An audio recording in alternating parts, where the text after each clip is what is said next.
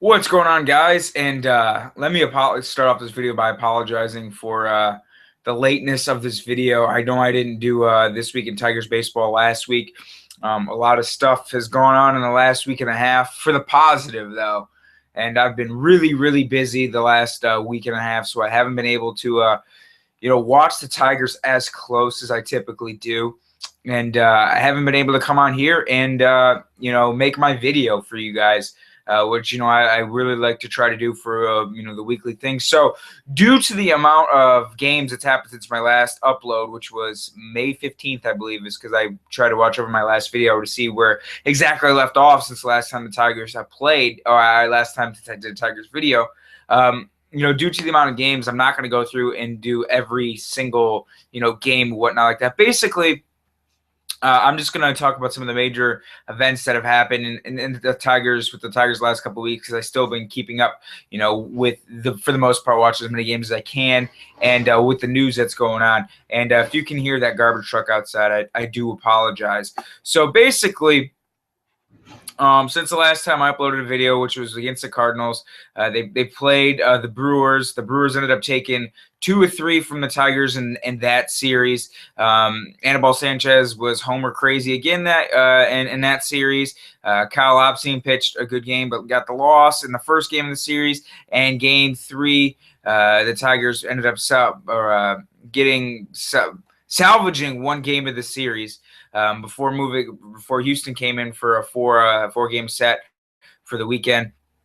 In that series, the Tigers ended up taking a split with Houston, who came in, man, and Houston.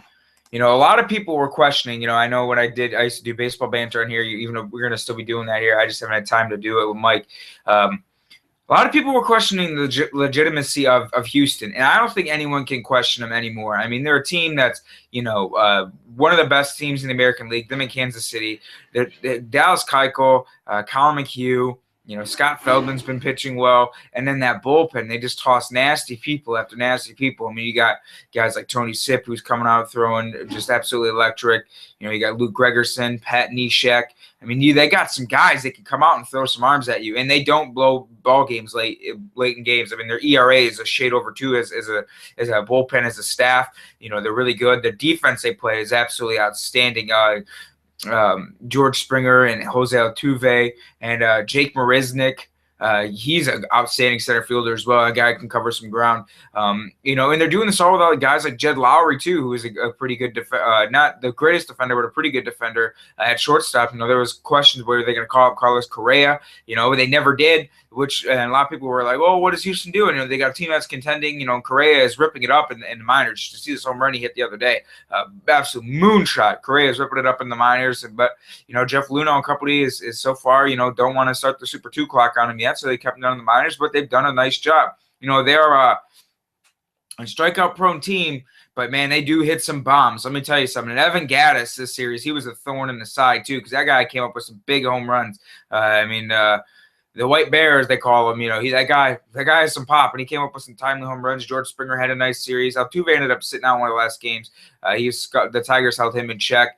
But the Astros, man, they're a legit squad, and I think you got to take them seriously with that bullpen and how good their pitching was. The Tigers, they could have took 3 or 4 this series from the Astros.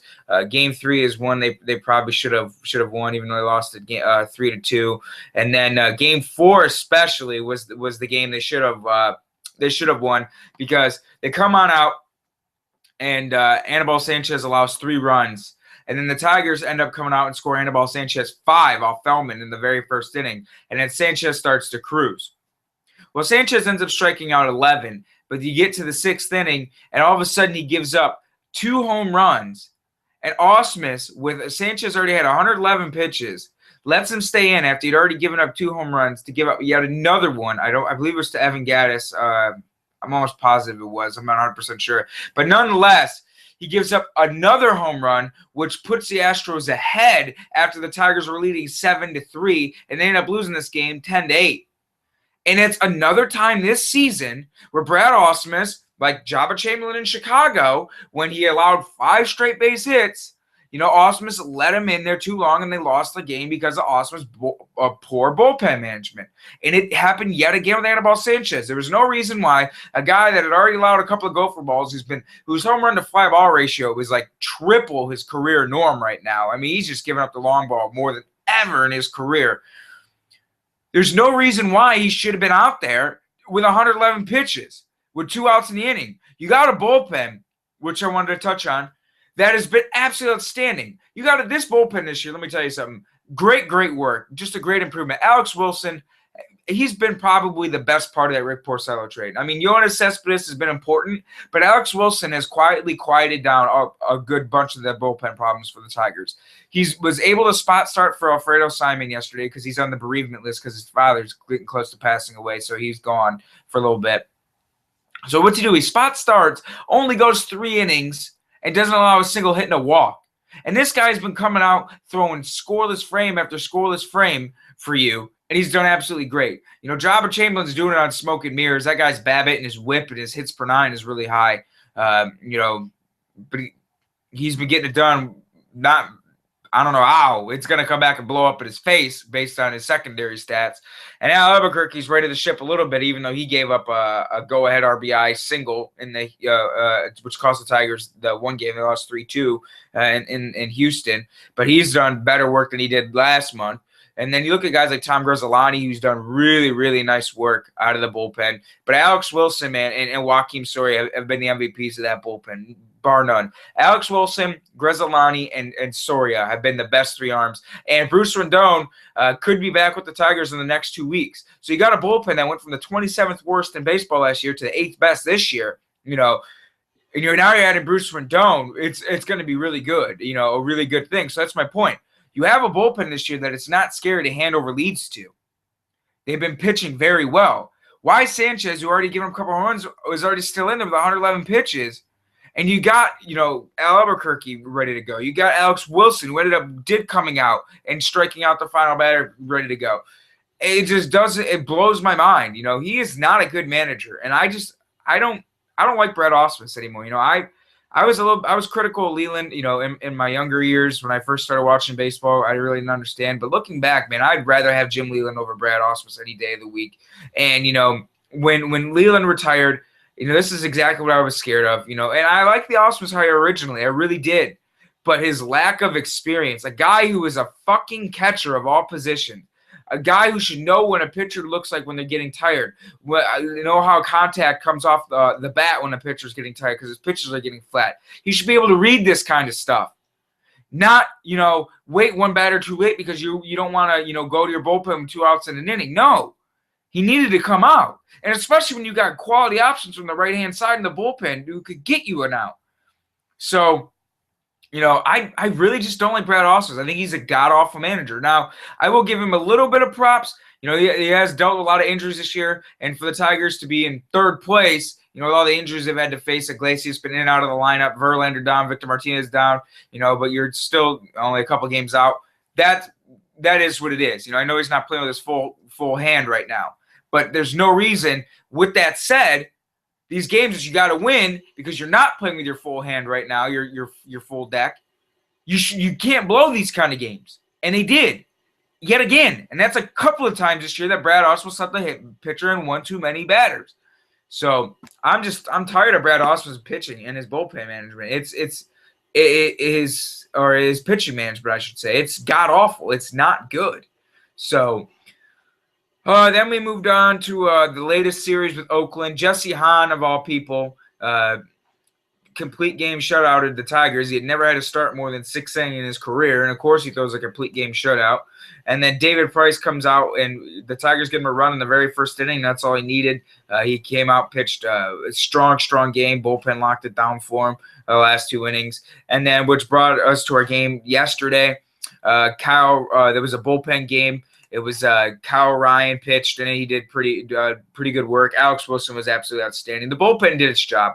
Wilson and Ryan did its job, was able to bridge the gap so they could get the ball to Jabba and get the ball to Soria. It did its job. It filled an ad, really, really well for Alfredo Simon, because Simon's been really, really good. And, to be able to get that many innings out of your bullpen, and not have to use 7 different pitchers, you only had to burn 2 to get before you could toss the ball over to your other guys, who are 1-inning guys, Jabba and Soria. It's absolutely outstanding. So they did a nice job. And the Tigers ended up taking the series from Oakland, which leads me to what else I wanted to talk about.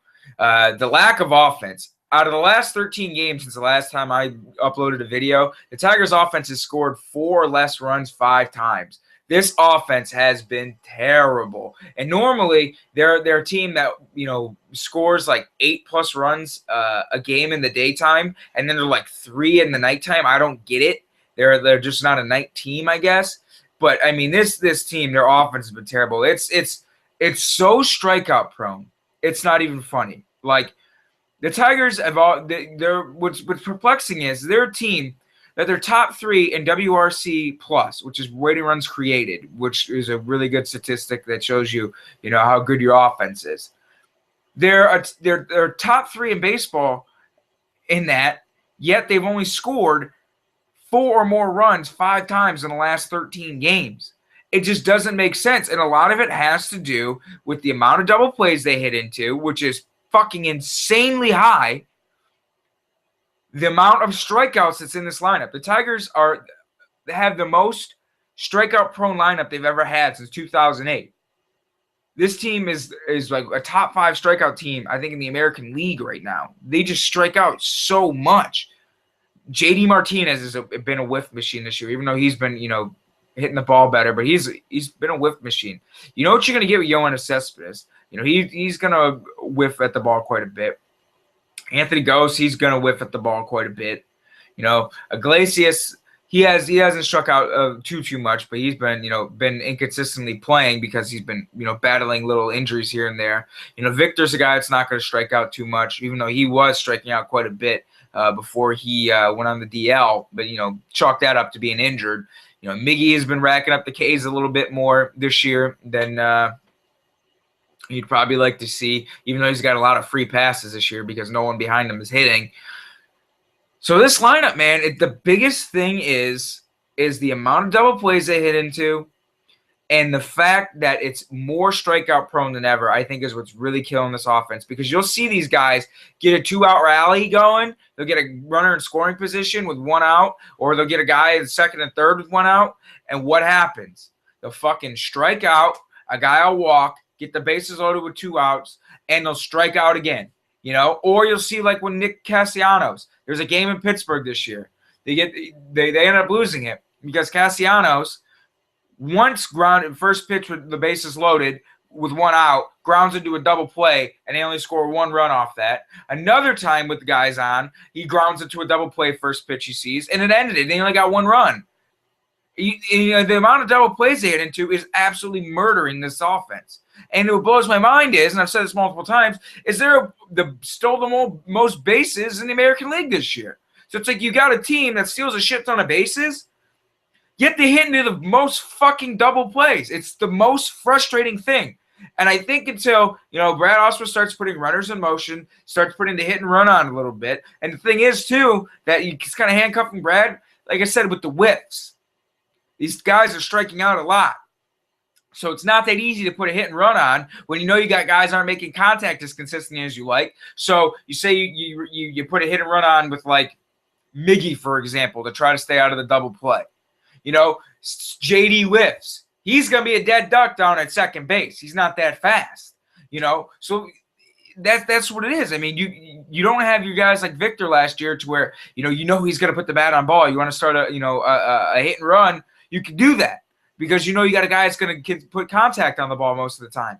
So, he's having a hard time doing that too. So, I mean, this offense has been perplexing, man. It just really has been. For the team they have, I mean, the only reason why they're a top 5 team in baseball in weighted runs created plus is because, they'll go 4 games, and like this past week, 3-2 win, 1-0 win, 4-0 loss. They scored 4 runs in 3 games. But then on Sunday, they scored 8 runs in 1. And then they scored 9 runs in 2 games before that. I mean, it's like It's the most fucking frustrating thing ever. And like I said, the amount of goddamn double plays they hit into, the amount of strikeouts in this lineup is the biggest reason why they're not hitting. And then they don't get timely hits either. I want to know what the I really should look this up. So next time I come on here, I can do. I want to know what the Tigers averages with runners in scoring position this year, because it can't be great, because they have not had many timely hits. Yoenis Cespedes' 3-run shot was one of the more timelier hits that they've needed, one of the bigger hits they needed. And Castellanos had a 3-run bases clearing triple I think like a week ago. I forget against who it was, but it put the Tigers ahead and they ended up winning that game. But they haven't been that clutch this year. They haven't been hit with runners in scoring position that well. I think a lot of that has to do with JD. Which JD was up this time last year, and he was already coming up with huge hits. And you had Victor, crushing everything. He had more home runs and strikeouts through this time last year. So, I mean, they were getting a lot of timely hits, and the offense was looking good. And, those two guys not performing, Victor being on the DL, JD was battling for a little bit, and Kinsler was like 0 for 16. It was 0 for 22 going into yesterday before he got a double. Him not getting hits. It's really handcuffed the offense, and it's been a battle for these guys to even score 4 runs. And, brings me back to my point, when you're having, them jump out on a 5-0, 5-3 lead on Feldman, and then you leave Sanchez out there with, already giving up a couple gopher balls with 111 pitches and only an out left to get, and you could have taken him out with only 3 runs given up, or 5 runs given up, and you still had the lead. Instead, he gives a 3-run shot. You can't blow games like that. Not when your offense is battling just to score 4. That's why he should have been yanked out. That's why, when you got a bullpen that's not crippling you, you need to use it. Look at what Kansas City does. Their starters, that was a Kansas City game. You bet your ass someone like Ryan Madsen's ass would have been out there at the blink of an eye, because, Ned Yost doesn't want to lose that game, And that's just the kind of bullshit I'm talking about with Brad Ausmus too. An offense that's not scoring a lot of runs, battling to score 4, and you're leaving them out there to give up leads in games you should be winning that you're not. And you have a bullpen that's holding games down. You have options. It's not like years prior where it's like, maybe you do have to leave them out there with 111 pitches, because you're going to bring in someone like, not Kyle Lobstein, but someone like Jose Ortega is going to have to come in, some bullshit like that. Then you're like, I take my chance with Sanchez. But when you got guys that are locking down games for you, you can't fucking do that. So it's been frustrating as all hell to watch this team in the last week and a half, with the offense, the bad managing, leaving pitchers in one batter too long, the amount of double plays, the lack of clutch hits, the amount of strikeouts, guys battling it. I mean, they're in 3rd place. Minnesota swept Boston, and they're playing out of their mind, and I don't get it. I mean, their pitching staff isn't that good. I mean, you got fucking Phil Hughes is their ace. But they're doing it. They're playing good defense. Aaron Hicks has made so many good plays since he got called back up from the minors. Brian Dozier has been a power machine. Joe Mauer's been hitting. They got guys that are getting big knocks, and Glenn Perkins is back in their bullpen has just been locking it down. And then KC, they finally lose 4 straight, and then you don't make up any ground because you only won 2 of the 4 they lost. So, I mean, it's been just frustrating with the offense, bad managing, inconsistencies, double plays. It's what the fuck. That's all I got to say. So, let's jump on to this week. This week, we head off to Anaheim, and then we come back home for 3 to face Oakland. Game 1 tonight is Buck Farmer. He's filling in for the injured Kyle Lobstein because Lobstein's got a shoulder problem. And then Anibal Sanchez goes up against Hector Santiago. Shane Green goes up against Jared Weaver. And then David Price caps off the series against Matt Shoemaker. And if the Tigers do not get at least 2 home runs off of Matt Shoemaker, I'm going to be pissed. Because Matt Shoemaker has been just as bad as Anibal Sanchez when it comes to giving up the long ball. I watch the Angels every single night. Every night. They're my Cali team. Because I love Mike Trout. He's my boy. So I watch these guys every night. I know this team very well. They're a team that, as long as you keep Mike Trout off the bases, you're fine. Because the rest of their bottom half of the order is god-awful. Gianvitella got off to a great start, but he has done nothing. Albert Pujols is not nearly the guy he used to be. I mean, the guy's hitting sub 240. He strikes out a lot. He can still leave the yard occasionally, but that's about it. I mean, you got guys like Matt Joyce, who's terrible. I mean, Eric Ibar is their leadoff hitter because they got no one else to put there, and they can't put Trout back off at leadoff. You got David Freese, who's god awful. I mean, he's had some bigger home runs. He's had a couple of big home runs this year, but that's about it. You got Perez behind the plate, who had a walk-off his first game ever, but, he's a bit better hitter than Chris Iannetta, but that's not saying much. It's a team it's not – they're not very good. They're just not. Their offense is inconsistent. They're another team that has a hard time scoring runs consistently. And then you look at their pitching staff. Hector Santiago's not that good. C.J. Wilson, he's inconsistent. He's a guy that he usually has 100 pitches by the 6th inning, and you can get to him. Jared Weaver's been very good his last 4 starts out. And then luckily we're missing Garrett Richards, because once you see Garrett Richards, that's pretty much ball game because he's really good. But then, the Angels bullpen too is not good. They're a team last year, they had bullpen problems, but they settled it down when they got Grilly and Houston Street. This year they're not. Guys like Mike Morin and Vinny Pastano are shit. They are not good at all. I've watched so many Angel games this year where Vinny Pastano and Mike Morin come in and they blow the game. There was a game in Toronto where they were down a couple runs. David Freese hits a bomb to put him ahead, and Mike Morin and Vinny Pastano lost them the ball game in the matter of 2 outs. So they're god awful. Houston Street, he's good. Once you get to Houston Street, that's about it. But getting the ball to Houston Street, that's a journey that most Angel fans, I'm sure, hate, because they got really no one there to give the ball to get outs consistently. That is for sure. So they need to take 3 games out of this set. They should take 3 games out of the set, because the Angels, they are a 500 squad that has an inconsistent offense, not a very deep lineup right now, and a shitty bullpen with an average at best rotation. I'm sorry, Angel fans. I like watching your team just because of Mike Trout, but that's the honest to God's truth. They're not that good of a team. And if the Tigers don't take 3 or 4 from these guys, I'd be surprised. And this is the series they need to break out. And facing someone like Matt Shoemaker, that's going to be your guy that they need to hit up. And C.J. Wilson is very hittable too, even though he's having a pretty good year. And Santiago's he's hittable too. So they need to take 3 or 4 from these guys. And then Simon goes up against Casimir, Buck Farmer against Graveman, and then Anibal Sanchez against Sonny Gray. And then they head off to Chicago but I'll get into that one next week when I do my video. My videos are probably going to start being on Saturdays or Sundays now, because I got a new job here, and I used to have Thursdays and Fridays off, but now it's going to be Saturdays and Sundays with my new place of employment. So, yeah, that's when the videos are going to be.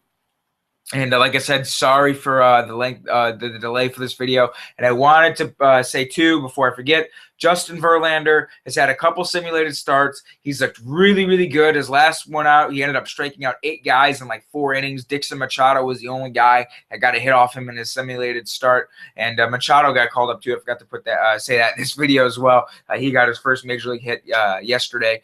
He's coming up for Jose Iglesias, because Iglesias is battling some injuries. But Verlander, there's speculations that he's going to get sent to either Toledo or the Whitecaps to make 1 or 2 starts, and then he could be back up in the Tigers rotation in the next 2 weeks. So great news, because they need him, because right now the Tigers rotation depth, it's been David Price and Simon, and that's about it, because Green's been inconsistent, even though he's been a bit better his last couple of times out.